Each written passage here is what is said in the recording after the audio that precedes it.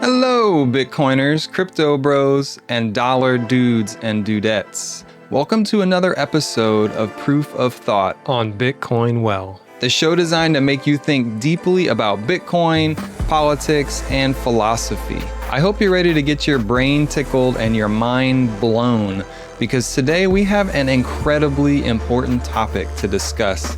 Ideas that touch on things that really affected my growth as a freedom-focused and voluntarist thinker. You see, people come out of the school system, they generally think they know what government and personal liberty are, even though school allows for almost zero reflection on what the system really is. For me, back in 2009, podcasts like Complete Liberty, Peace Revolution, and Free Domain really blew my mind by getting me to question some of my core beliefs by presenting ideas from people like Ludwig von Mises, Ayn Rand, Murray Rothbard, and the like. Like, do we really live in a free society? Is socialism something from a galaxy far, far away and long ago? Or is it something affecting all of our lives on a day-to-day basis? And what in the hell is this government thing anyway? Well, today we're going to get deep into questions like those and see how Bitcoin might be one of the best tools for finding freedom today, and how liberty-minded legends like Mises, Rand, and Rothbard would have all converge on Bitcoin if they were still around. So whether you consider yourself to be on the left, the right, or somewhere else altogether, put on your thinking caps and get ready to question your beliefs. Like always, please send any questions or feedback to my email, z.adair@bitcoinwell.com. Now, without further ado, this is Socialism is Rising Because Our Money is Dying by Carl Frisco. I've been thinking a lot about intellectual giants lately, specifically three towering figures who shape my understanding of economics and liberty: Ludwig von Mises, Ayn Rand, and Murray Rothbard. These three didn't agree on everything. In fact, they had some spectacular disagreements. Rand famously expelled Rothbard from her inner circle. Mises and Rand differed on philosophical foundations. Rothbard took Austrian economics places that even Mises wouldn't go. But here's what strikes me. Despite their differences, I'm absolutely certain all three would look at Bitcoin and see the same thing. They'd see sound money. They'd see individual sovereignty. They'd see the antidote to monetary manipulation that each of them, in their own way, spent their lives warning us about. Let me start with what united them: their visceral hatred of fiat currency and central banking. Mises wrote extensively about the crack-up boom that comes from endless money printing. In Human Action, he warned that government manipulation of money would lead to economic calculation becoming impossible. When prices no longer reflect real supply and demand because the money itself is corrupted, how can anyone make rational economic decisions? He saw this as the fatal conceit of socialism, the belief that planners could replace market prices and bureaucratic decisions. Rand, in Atlas Shrugged, gave us one of fiction's most powerful scenes about money. Francisco de Anconia's money speech remains the definitive moral defense of wealth creation. Quote, "Money is the barometer of a society's virtue," he declares. But what happens when that barometer is rigged? When governments can create money from nothing? They're creating claims on wealth that don't exist. It's the ultimate fraud, the kind of systemic dishonesty that Rand saw as civilization's greatest threat. Quote, "Whenever destroyers appear among men," Francisco warns, "they start by destroying money." Rothbard went even further. In What Has Government Done to Our Money, he didn't just criticize fiat currency, he called for its complete abolition. He saw the Federal Reserve as a criminal counterfeiting operation, plain and simple. Every dollar printed was theft from those who had earned and saved. The state's monopoly on money was, for him, the cornerstone of tyranny. All three understood a fundamental truth: when money is corrupted, everything else follows. Look around today, and you'll see exactly what they predicted. But here's what's truly terrifying. Socialism hasn't just captured the Bernie Sanders, AOC, Zohan Mandamni types. It has infected every political party, every ideology, every supposed defender of free markets. Trump just won re-election promising not to touch Social Security or Medicare, the largest socialist programs in American history. He handed out stimulus checks with his signature like some medieval lord distributing alms. He pressured the Fed for lower rates and easier money. He ran deficits that would make FDR blush. This is the quote-unquote capitalist option Americans voted for. The businessman president governed like a monetary socialist. In Canada, Mark Carney, the supposed responsible economic voice who ran both the Bank of Canada and Bank of England, championed quantitative easing that destroyed savers and created the everything bubble. Now he's prime minister, positioning himself as the adult in the room while advocating for climate policies that amount to central planning of the entire economy. The architect of monetary destruction wants to plan your economic future. Keir Starmer's Labour isn't your grandfather's Socialist Party, they tell us, yet he's pushing for digital IDs that would make Orwell shudder, wealth taxes that punish success, and energy policies that give government unprecedented control over every aspect of industry. The Tories before him, they ran the highest tax burden since World War II and the largest state spending outside of wartime. These are your quote-unquote conservatives. Macron in France, supposedly the centrist bulwark against extremism, presides over a state that consumes 59% of GDP. Nearly 6 out of every 10 euros earned goes through government hands. He bailed out every failing company during COVID, implemented price controls on energy, and created a system where more people work for the government than in manufacturing. This is centrism now. Socialism with a smile. Even the so-called far-right parties in Europe promise to protect pensions, increase welfare for natives, and use state power to direct the economy. They're not opposing socialism, they're just arguing about who deserves the handouts. National socialism versus international socialism, but socialism all the same. The most damning evidence comes from Argentina, where we thought we finally had a champion. Javier Milei ran as self-described anarcho-capitalist who would take a chainsaw to the state. He quoted Rothbard in speeches. He carried Austrian economics textbooks to interviews. He called central banking a crime against humanity. He promised to abolish the central bank and dollarize the economy. Finally, we thought, someone who truly gets it. But what happened once he took office? The central bank still exists. The peso still circulates. He's maintaining the very currency control and capital restrictions he called criminal. The social welfare programs he promised to eliminate, many remain in place, just reformed and optimized. He's negotiating with the IMF instead of defaulting on odious debt. He's implementing export taxes, the literal definition of state theft from producers. Yes, he's cut some spending and fired government workers, good for him, but he's also increased taxes on imports, maintained price controls on utilities, and kept the state's monopoly on numerous industries. The chainsaw became pruning shears. The anarcho-capitalist became another fiscal conservative trying to make socialism more efficient. Even more telling, Milei has embraced the money printer when convenient. He's using central bank reserves to manipulate exchange rates. He's maintaining monetary controls that would make Mises weep. The man who spoke eloquently about the Austrian business cycle is now just another politician maintaining fiat currency decline, trying to achieve a soft landing instead of honest money. If even Milei and his Austrian education and libertarian rhetoric can't escape the socialist trap once in power, what hope is there within the political system? None. The answer is none.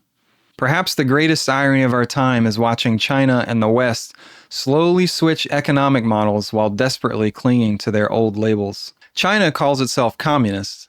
The Chinese Communist Party controls the state. Xi Jinping quotes Marx in speeches. Yet for 50 years, China has been unleashing competition and creative destruction.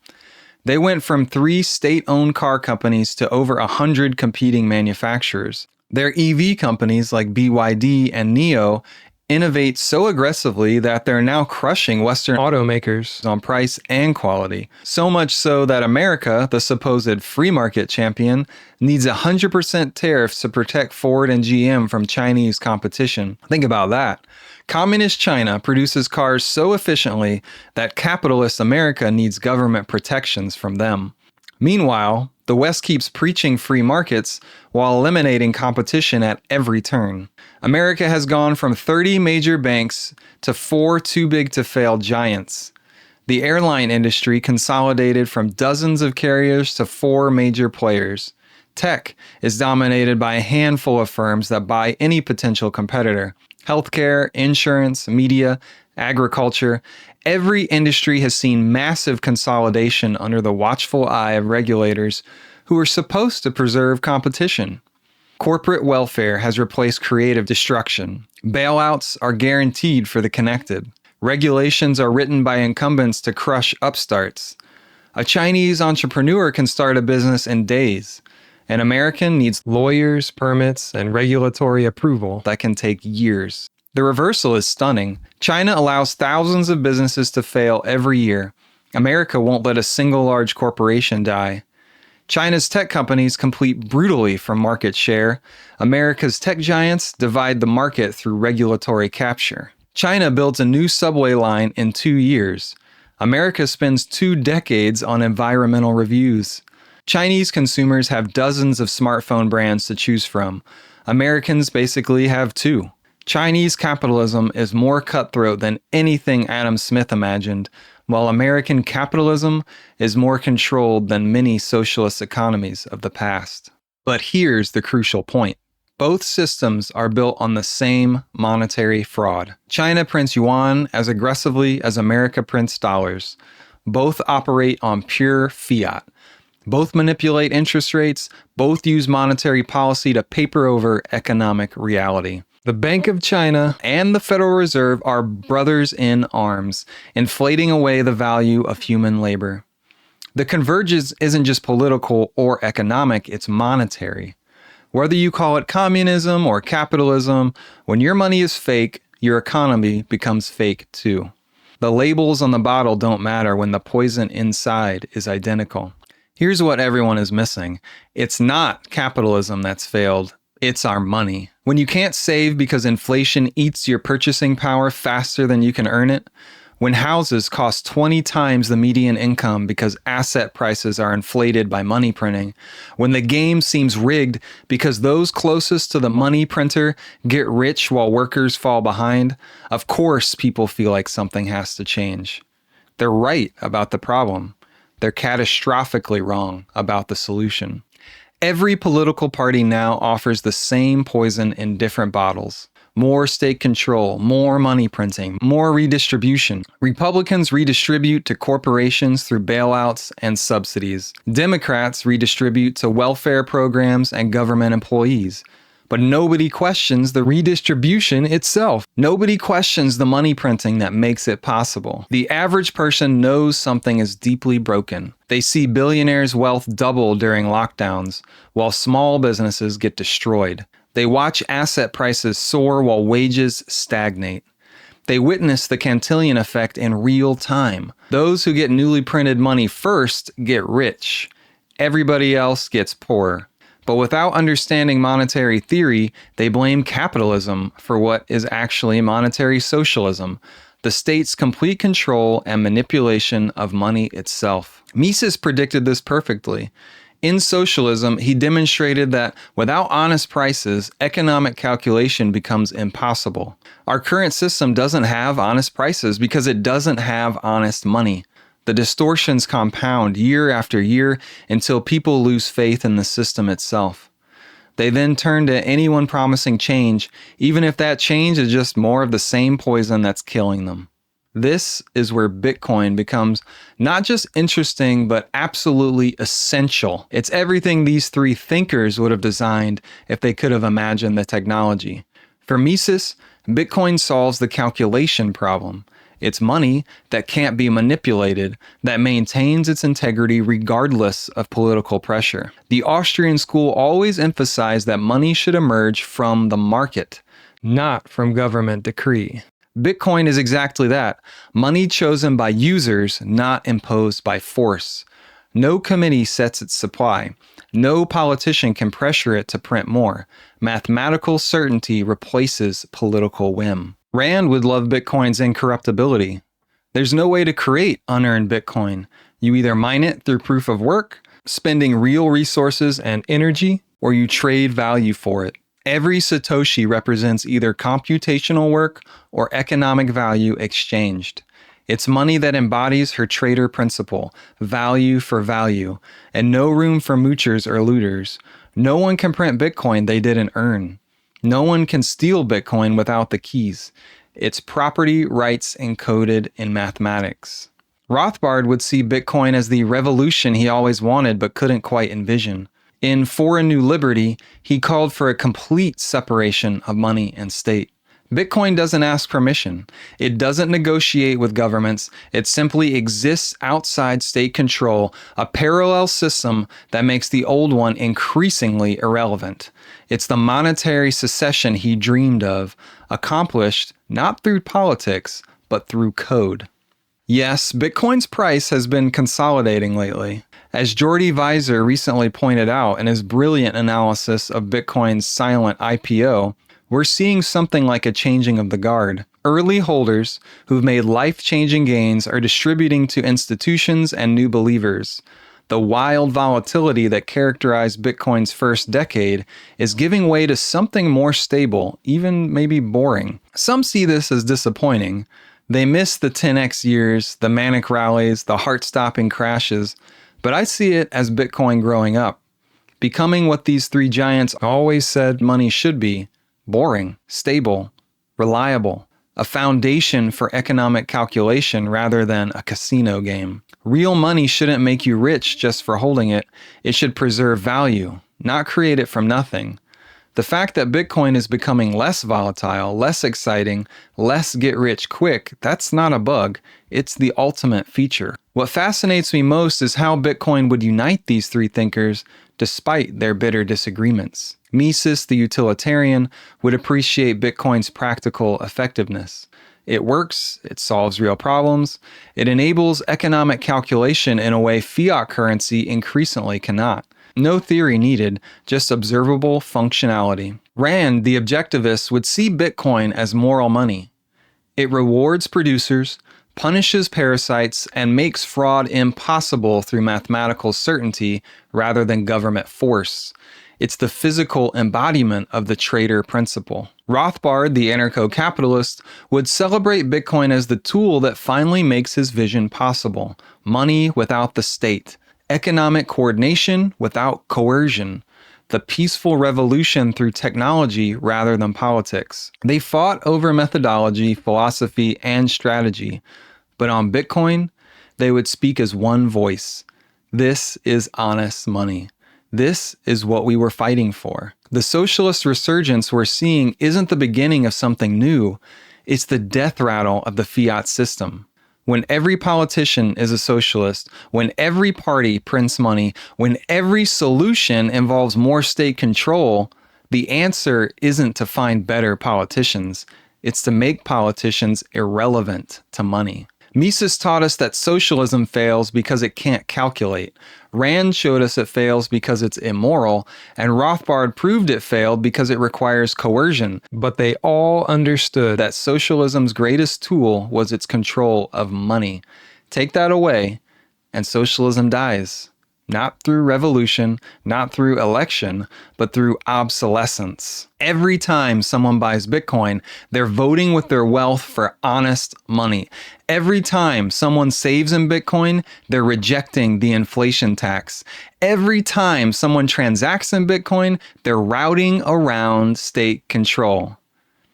And if you're in Canada or the US and ready to actually do this, Bitcoin Well is a non-custodial exchange, meaning your Bitcoin goes straight to your wallet, not theirs. No IOUs, no custody risk, just you and your keys.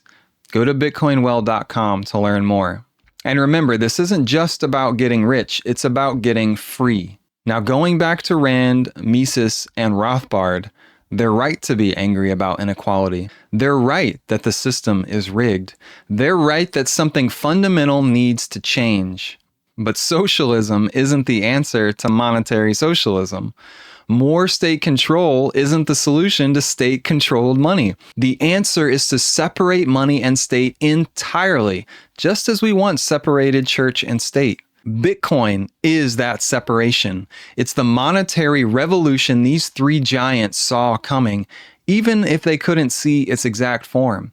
It's the vindication of everything they taught us about sound money, individual sovereignty, and economic truth. Mises gave us theory, Rand gave us the morality, and Rothbard gave us the vision. Bitcoin gives us the tool.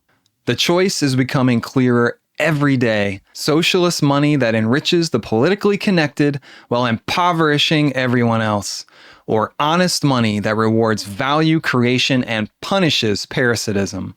They disagreed on many things, but on this, I am certain they would speak with one voice. Bitcoin isn't just the future of money. It's the only escape from the socialist monetary prison we've built around ourselves. The revolution they dreamed of doesn't require violence. It doesn't require voting. It doesn't even require convincing others. It just requires opting out of their money and into ours.